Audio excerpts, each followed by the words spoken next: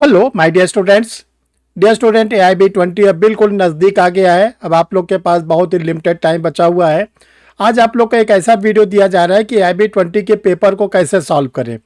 देखिए, AIB एक ऐसा एग्जामिनेशन होता है, इसमें आप लोग को कोई मेरिट में आने की ज़रूरत नहीं पड़ती। जैसे कि अन्य एग्जामिनेशंस होता है, APO का है, जुडिशल सर्विसेज का है, जुडिशल का है, कि जितनी पोस्ट होती है उसके 10 टाइम्स या 15 टाइम्स कैंडिडेट को क्वालिफाई कराया जाता है। AIB के एग्जामिनेशन में ऐसा कुछ नहीं है। AIB के एग्जामिनेशन में केवल इतना रिस्ट्रिक्शंस है कि अगर आप जनरल कैटेगरी के कैंडिडेट हैं या OBC कैटेगरी के कैंडिडेट हैं तो आपको 45% पाना ज़रूरी है, यानी 100 में 45 नंबर पाना ज़रूरी है। यदि आप रिजर्वेशन SC ST कैटेगरी में आते हैं तो आपको जो है 40% यानी 40 नंबर पाना ज़रूरी है। अब ये 40 नंबर और 45 नंबर जितने कैंडिडेट बैठे हुए हैं, अगर उसमें से 70% पा जाते हैं 70% पास हो जाएंगे। 80% स्टूडेंट इस बॉर्डर को पास कर लेते हैं तो 80% पास हो जाएंगे। और अगर 100% इस बॉर्डर को पास कर लेते हैं तो 100% स्टूडेंट जो होते हैं वो AIB 20 को करेक्ट कर ले जाएंगे। अब देखिए डियर स्टूडेंट, ये जो एग्जामिनेशंस होता है इसमें कौन कौन सी टेक्निक अपनाएं ताकि हम AIB 20 को क्रैक कर जाएं। और एक बार AIB 20 क्रैक हो जाएगा तो हमें एडवोकेसी करने में आगे कोई दिक्कत नहीं होगी, जुडिशल सर्विसेज में जाने में कोई दिक्कत नहीं होगी, हमारे लिए हर तरफ का रास्ता खुल जाएगा।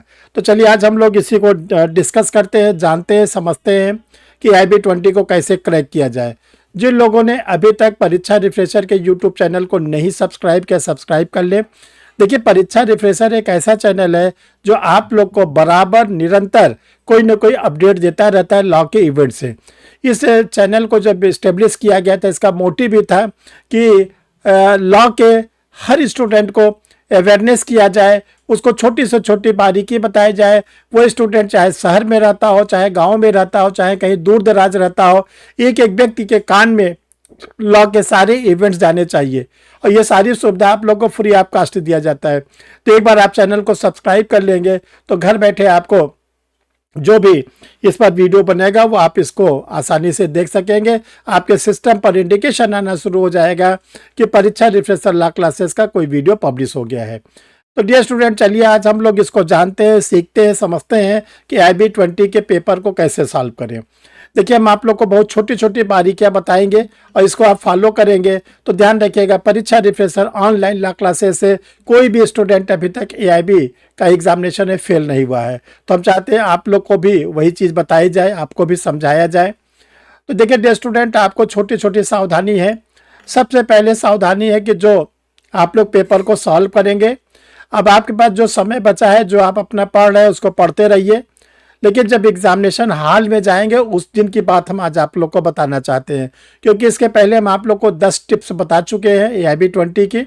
आज आप लोग को एग्जामिनेशन हॉल में कैसे आप पेपर सॉल्व करेंगे इसके बारे में बताना चाहते हैं।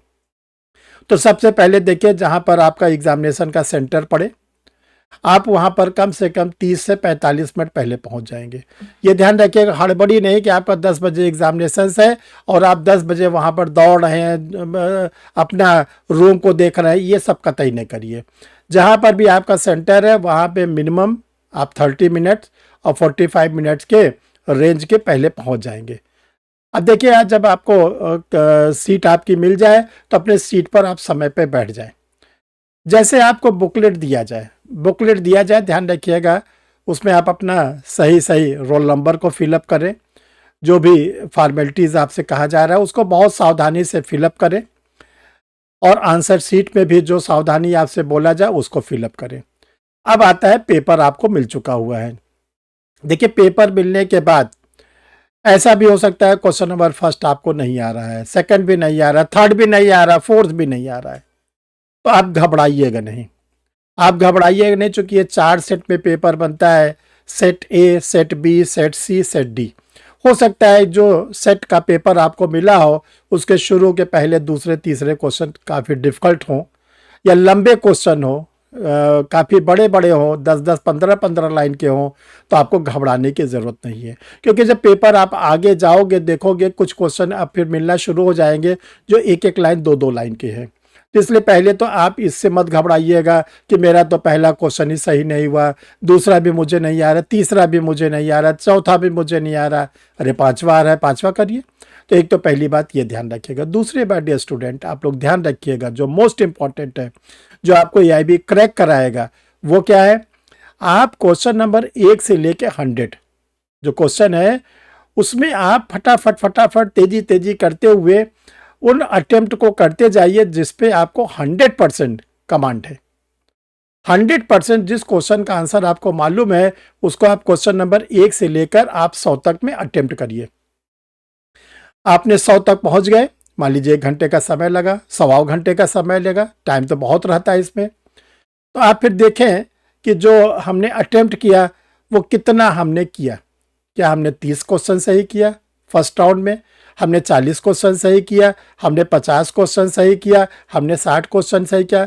क्योंकि हो सकता है आपका 30 ही सही हो, 20 ही हो सकता है सही हो, आपका 35 भी सही हो, 40 भी सही हो। तो आप क्या करिए, पहले तो एक राउंड इसको आराम से करिए।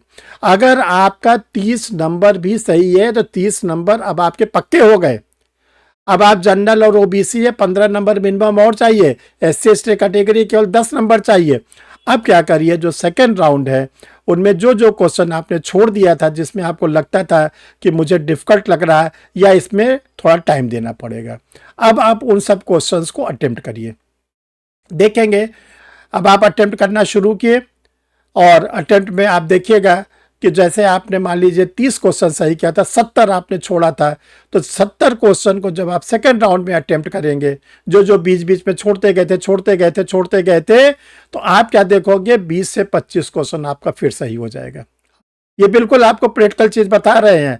तो जब आपका 20 से 25 क्वेश्चन सही हो गया, ये स्टूडेंट, अगर आपने शुरू में 30 नंबर पाया था, 25 नंबर फिर आप आ गए 55 पा गए, 55 नंबर के आप क्या हो गए, कन्फर्म हो गए। तो आप चाहे एससी कैटेगरी के हो, ओबीसी कैटेगरी के हो, एसटी कैटेगरी के हो, आप जनरल कैटेगरी के हो, आप एआईबी 20 क्रैक कर चुके हैं। इसके बाद आप क्या करेंगे, अगर आपके पास फिर से समय बचता है तो जो आपने क्वेश्चन छोड़े हैं उसको भी आप क्या करेंगे, फिर एक बार अटेम्प्ट करिएगा। तो हो सकता है कि जो आपके 55 क्वेश्चन तो आपके सही होगा, 45 तो अभी आपके छूटे हैं ना। तो आप अगर थर्ड अटेम्प्ट में उनको भी प्रयास करिएगा तो वो भी आपके कम से कम 2 क्वेश्चन, 5 क्वेश्चन, 10 क्वेश्चन सही हो जाएंगे। और आप ध्यान रखिएगा वो आपका बोनस नंबर है, क्योंकि आपने 55 तो पा लिया, आपने बॉर्डर तो क्रॉस कर लिया। आपके पास जो 5 नंबर बढ़ रहे हैं, 7 नंबर बढ़ रहे हैं, 10 नंबर बढ़ रहे हैं, ये बोनस नंबर है। और आप देखेंगे फिर आपका जब रिजल्ट निकलेगा आप पास हो जाएंगे। एक तो देखिए ये सावधानी बरतिएगा तो आपको एआईबी 20 क्रैक करने में बहुत मदद मिलेगी। दूसरा आपको क्या सावधानी बरतनी है, देखिए इसमें 19 पेपर है, 19 सब्जेक्ट के तहत सब्जेक्ट के क्वेश्चंस आएंगे। तो कौन कौन सब्जेक्ट के क्वेश्चन को आप अटेम्प्ट करें जहां पर आपके आंसर निकलने की पॉसिबिलिटीज है। तो सबसे पहले आप क्या करिए, भारतीय न्याय संहिता बीएनएस के क्वेश्चन को करिए। नंबर 2 पे बीएनडब्ल्यूएस भारतीय नागरिक सुरक्षा संहिता के क्वेश्चन को करिए। तीसरा जो बीएसए है भारतीय साक्ष्य अधिनियम है, इसके क्वेश्चन को करिए। चौथे नंबर पर कॉन्स्टिट्यूशन ऑफ इंडिया भारत के संविधान के प्रश्नों को करिए। 5वें नंबर पर आप हिंदू विद मुस्लिम विद के क्वेश्चन को करिए 5वां 6ठे नंबर पर। फिर डियर स्टूडेंट कॉन्ट्रैक्ट एक्ट भारतीय संविधान अधिनियम, इसके क्वेश्चन बहुत सरल होते हैं, ईजी होते हैं, उस पर फोकस करिए। लॉ ऑफ टार्ट्स अपकृत वित्त के प्रश्नों को करिए और जो सीपीसी से रिलेटेड क्वेश्चन है उसको आप करिए। तो ये जो आप लोग को हमने 19 में से 9-10 सब्जेक्ट के बारे में बताया, अगर आप इन पेपर को आप फोकस करेंगे तो आप देखिएगा जो हमने आपसे 55 और 60-70 नंबर की बात कही गई है वो आप कर ले जाएंगे। आप कोशिश करिएगा उन पेपर का ज़्यादा मत उलझिएगा जिस पेपर में आपकी तैयारी अच्छी नहीं है, उन पेपर पर उलझिए जो पेपर की आपने तैयारी किया है। और तीसरा जो सबसे महत्वपूर्ण चीज़ है, जो बेयर एक्ट आप एग्जामिनेशन हॉल में ले जाएंगे, जो कमेंट्री वाला नहीं है, तो बेयर एक्ट में आप एक बार एग्जामिनेशन में जाने से पहले 1-2 दिन पहले बेयर एक्ट में एक एक चीज़ चेक कर लेंगे कि कहाँ पर कौन सी सेक्शन दी गई है, किस पेज नंबर पर दिया गया है, ताकि आप एक बार अगर बेयर एक्ट के पेपर्स को सब्जेक्ट को देखे रहते हैं, सेक्शन देखे रहते हैं, टाइटल देखे रहते हैं, तो जब एग्जामिनेशन हॉल में आपको अगर बेयर एक्ट खोलने की ज़रूरत पड़ेगी तो आपको आसानी से बेयर एक्ट आप खोल लेंगे। जैसे फॉर एग्जाम्पल आपने बीएनएस पढ़ा, अब बीएनएस में आपने देखा कि जो सेक्शन नंबर 101 है उसमें क्या है, हत्या की परिभाषा दी गई है। धारा 103 में हत्या के दंड को दिया गया है। धारा 100 में आपराधिक मानववध कल्पेबल होमोसाइड को बताया गया है। सेक्शन 303 में चोरी को बताया गया है।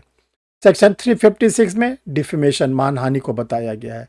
तो ऐसे आप क्या करिएगा, एक एक बार सारे सेक्शंस को अपने आंखों के सामने से जाने दीजिएगा, तो आपको एक आइडिया लग जाएगा कि कहाँ पर कौन सा क्वेश्चन दिया गया है, ठीक है, कौन से सेक्शन में दिया गया है। और जब एग्जामिनेशन हॉल में हो तो आप उसको आसानी से कर लेंगे। तो डियर स्टूडेंट, ये देखिए आप लोग के लिए सावधानी थी, और जो हमारे हिसाब से एक और सावधानी बनती है, वो सावधानी आंसर शीट को बहुत सावधानी से भरें। कभी कभी क्या होता है, आप क्वेश्चन भी सही पढ़ते हैं, आंसर भी सही सेलेक्ट करते हैं, लेकिन जब आप आंसर फिलअप करने लगते हैं तो पता चलता है आपने जैसे क्वेश्चन नंबर फर्स्ट का सही आंसर सिलेक्ट किया बी, सावधानी नहीं बरती, आंसर शीट पे भरते समय बी की जगह आपने सी भर दिया, आपकी सारी मेहनत खराब हो गई। तो इसको भी ध्यान रखना है कि आपको अपना आंसर शीट सही भरना है। तो देखिए, जिन जिन बातों को हमने आपको बताया उसको बहुत ही ब्रीफ कर दे रहे हैं। सबसे पहले एग्जामिनेशन सेंटर पर 30 से 45 मिनट पहले पहुंचे।